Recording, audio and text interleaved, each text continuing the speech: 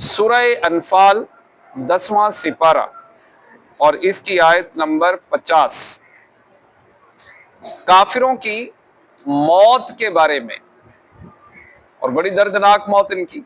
آئیے اس میں سنتے ہیں۔ اللہ رب العزت ارشاد فرماتا ہے وَلَوْ تَرَىٰ إِذْ يَتَوَفَّى الَّذِينَ كَفَرُوا الْمَلَائِكَةَ، اور کبھی تو دیکھے جب فرشتے کافروں کی جان نکالتے ہیں، یضربون وجوہہم وادبارہم، مار رہے ہیں ان کے منہ پر اور ان کی پیٹھ پر۔ وذوقوا عذاب الحریق، اور چکھو آگ کا عذاب۔ آیت کا خلاصہ یہ ہے کہ اے حبیب صلی اللہ تعالی علیہ وآلہ وسلم، اگر آپ کافروں کی وہ حالت دیکھیں کہ جب موت کے وقت فرشتے کافروں کی روح نکالتے ہیں تو بڑا خوفناک منظر دیکھیں گے۔ فرشتے آگ میں سرخ کیے ہوئے لوہے کے گرز کافروں کے چہرے اور پیٹھوں پر مارتے ہوئے کہتے ہیں کہ آگ کا عذاب چکھو، اور گرزوں کی ضرب و مار سے جو زخم لگتا ہے اس میں آگ بھڑک اٹھتی۔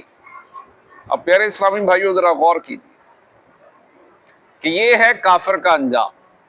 آج دنیا کے اندر کافر جو ہیں وہ ان کے پاس مال و دولت زیادہ ہے، پیسہ زیادہ ہے، تو ان کی اس چیز کی طرف نہ دیکھیں کہ ان کے پاس بڑا مال ہے تو بڑا دنیا کی ان کے پاس بڑا کچھ ہے۔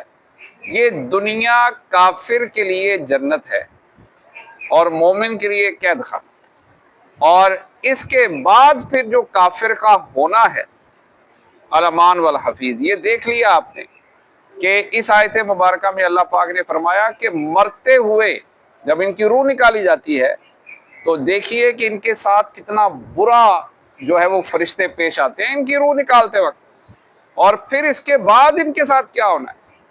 یہ تو ابھی روح نکالی جاتی ہے، ابھی صرف روح نکالی جاتی ہے، اور روح نکلنے کے بعد پھر ان کے ساتھ کیا ہونا ہے۔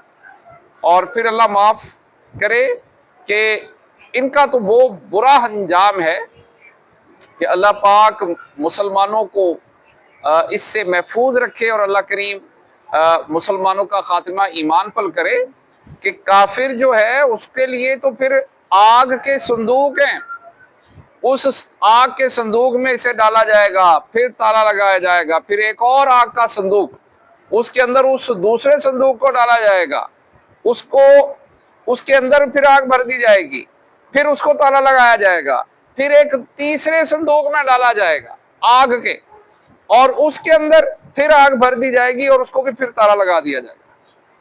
آپ یہ اندازہ کیجیے کہ کافروں کا اتنا بڑا انجام۔ تو اللہ کریم ہمیں جو ہے ہمارا خاتمہ ایمان پر کرے، اللہ پاک ہمارے ایمان کو مزید مضبوط بنائے، ہم زیادہ سے زیادہ ہم اللہ رب العزت کے دین کو سمجھیں، سیکھیں اور اس پر عمل کریں۔ آمین۔